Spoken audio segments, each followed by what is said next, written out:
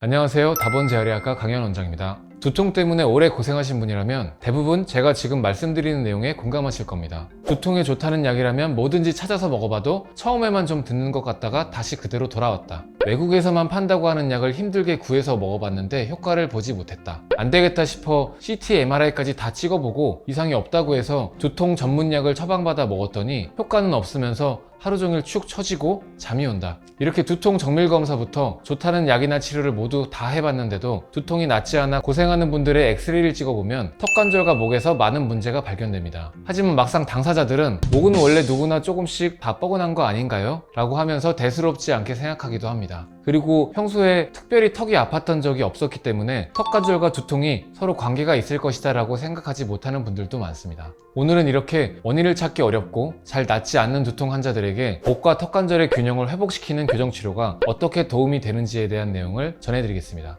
목이 일자 또는 역시자로 뻣뻣해지면서 턱관절의 균형이 틀어지면 목뼈 사이에 있는 신경들이 눌리게 됩니다. 이런 상태가 지속되면 목 뒤부터 시작해서 두통이 생길 뿐만 아니라 눈과 귀가 아프고 목과 어깨에 늘 무거운 통증이 느껴지게 됩니다. 이런 경우에는 진통소염제나 근이완제만으로 두통을 억제하기 어려울 뿐만 아니라 두통의 원인이 머리에 있는 것이 아니기 때문에 전문 두통약의 효과도 제한적일 수밖에 없습니다. 그리고 약을 오래 먹다 보면 점점 약이 잘 듣지 않게 되면서 조금씩 더 강력한 진통제를 고용량으로 먹게 돼서 중독까지 이어질 수도 있습니다. 가끔 두통 때문에 병원에 내원하시는 환자들이 복용하는 처방전을 볼 때가 있는데요. 그 약 처방전을 보게 되면 일반 사람이 이렇게 먹어도 되나 싶을 정도로 강한 진통제를 많은 양 복용하고 계신 분들이 많습니다. 이런 분들은 더 이상 약을 바꾸거나 늘리는 것만으로는 두통을 치료하기 어렵다고 봐야 됩니다. 이런 경우에는 치료의 방향을 바꿔서 약에만 의존하지 마시고 틀어진 턱관절과 목을 교정하는 치료를 권해드립니다. 턱관절은 구조적으로 두개골에 매달려 있는 상태이고 턱관절의 안쪽과 바깥쪽에서 턱관절을 잡고 있는 근육에 의해 그 균형 상태가 유지가 되고 있습니다. 그런데 턱관절과 목이 틀어지면서 턱관절 주변 근육이 경직되고 긴장되면 근처에 있는 뇌신경을 자극시키고 목과 어깨의 근육까지 긴장시켜 두통을 낫지 않게 만드는 악순환 상태를 유발하게 됩니다. 실제로 두통 환자들의 턱관절 안팎 근육을 손으로 만져보면 살짝만 만지고 건드려도 심하게 아파할 정도로 긴장되어 있는 경우가 많습니다. 그렇기 때문에 이럴 땐 약을 먹는 것보다 손으로 직접 턱관절 바깥에 있는 측두근이나 안쪽에 있는 익돌근을 이완시키는 치료가 더 효과적입니다. 또한 틀어진 경추를 제자리로 회복시키는 교정치료를 통해서 좁아진 척추뼈 사이의 공간을 회복시키면 그 안에서 눌려있던 신경의 기능이 회복되면서 양측 목 근육과 승모근 근육까지 이완시킬 수 있습니다. 이렇게 치료하면 뒤통수 쪽으로 올라가는 후두신경 쪽에 가해지는 긴장도 해소되면서 두통과 관자놀이 통증, 눈, 귀를 포함한 안면 통증까지 함께 좋아질 수 있습니다.